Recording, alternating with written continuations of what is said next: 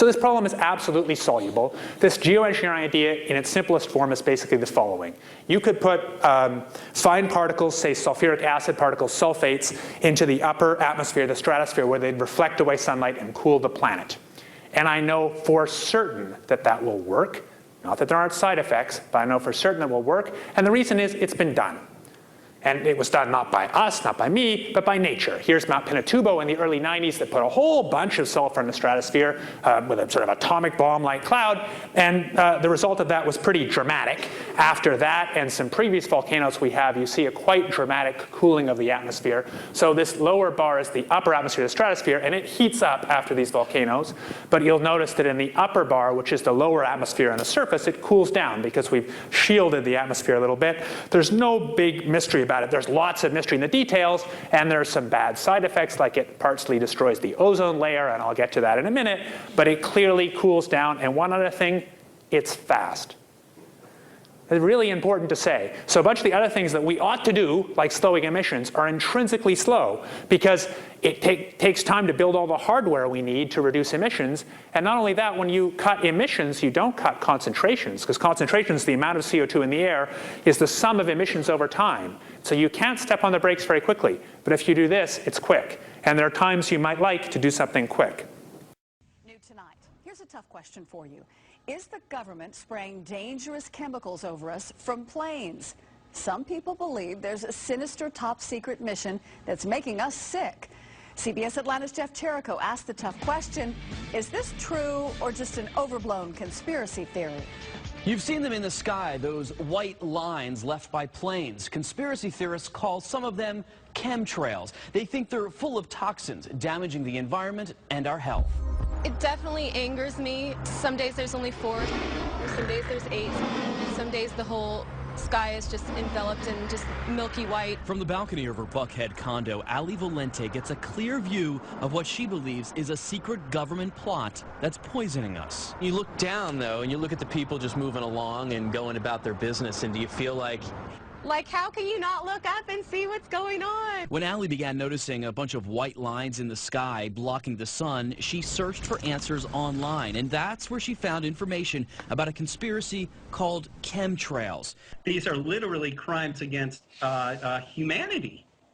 Nature and humanity. Over Skype, I spoke with chemtrail researcher Michael Murphy at his home in California. He produced a documentary about the so-called chemtrail cover-up. He believes there are chemicals in these trails, including aluminum, that are making us sick. We've seen aluminum-related illness go through the roof. Murphy says tests show high levels of these chemicals in our rain and soil. So we're seeing a major increase in these chemicals, but how do we know they are coming from planes?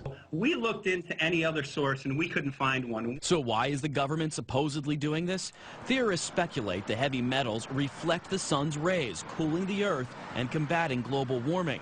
So how can you tell the difference between chemtrails and typical plane contrails? A contrail dissipates and evaporates pretty quickly. A chemtrail lingers.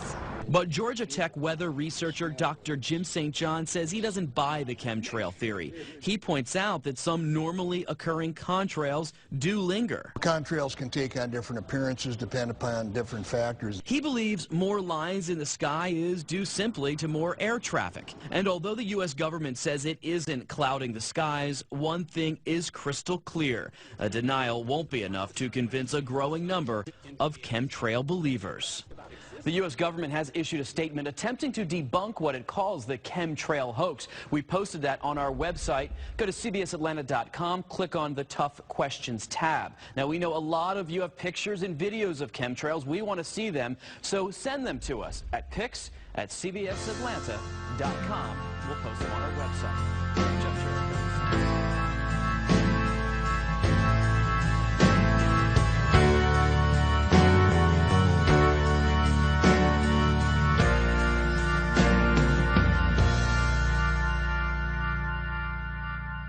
On a free ride home from the embassy, I saw the governor and his lover holding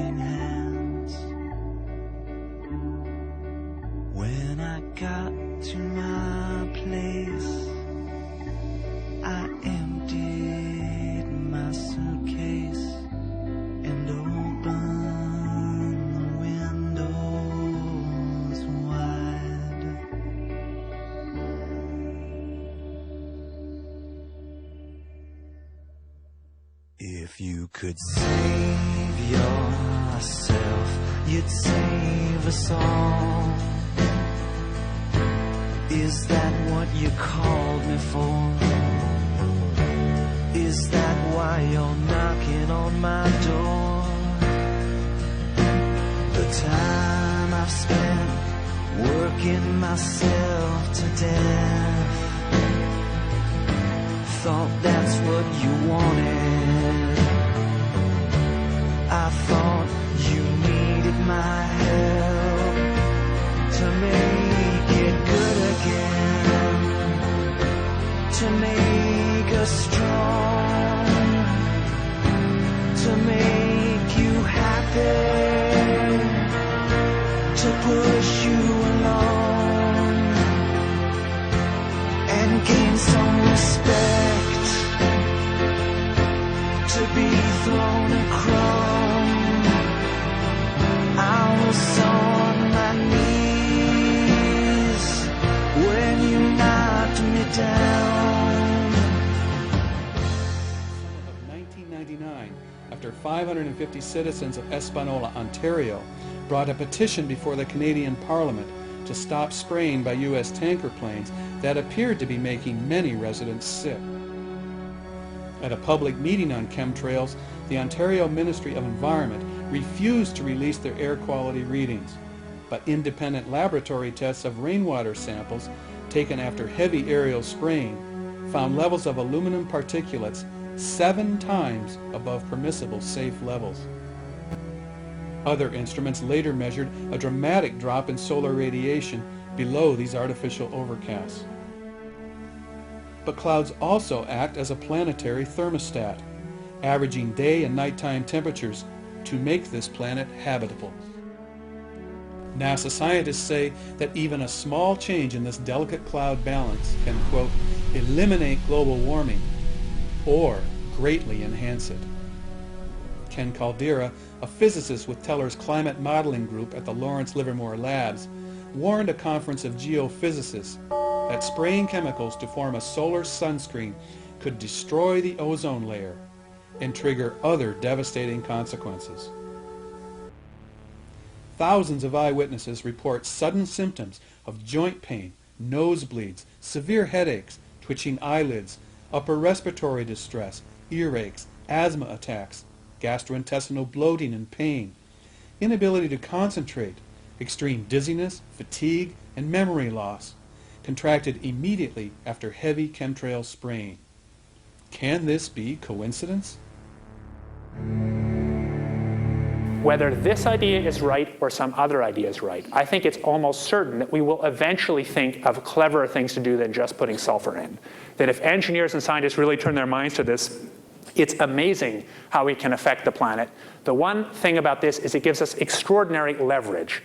This improved science and engineering will, whether we like it or not, give us more and more leverage to affect the planet, to control the planet, to give us weather and climate control, not because we plan it, not because we want it, just because science delivers it to us bit by bit, with better knowledge of the way the system works and better engineering tools to affect it. Here's one way to think about it, which is that we just do this instead of cutting emissions because it's cheaper. I guess the thing I haven't said about this is it is absurdly cheap. It's conceivable that, say, using the sulfates method or this method I've come up with, you could create an ice age at a cost of 0.001% of GDP. It's very cheap. We have a lot of leverage. It's not a good idea, but it's just important. I tell you how big the lever is. The lever is that big. And that calculation isn't much in dispute. You might argue about the sanity of it, but the leverage is real. From the embassy, I saw the governor and his lover holding hands. When I got to my place, I emptied my suitcase and opened the windows wide.